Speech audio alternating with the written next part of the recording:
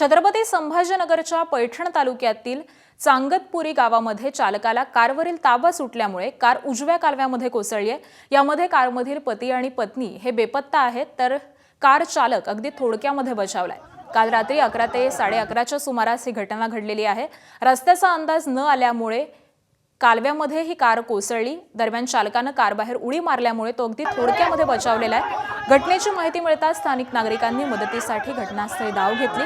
रात्री उशिरा जेसीबीने कार पाण्याबाहेर काढण्यात आली। दरम्यान मदतीसाठी गेलेला गावातील एक तरुण देखील बेपत्ता आहे। रात्री उशिरापर्यंत बेपत्ता झालेल्या तिघांचा शोध सुरू होता।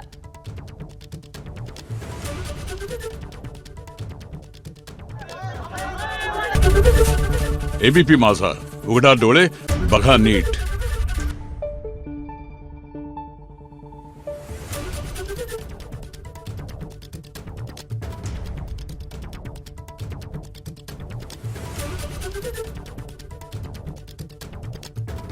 Thank you.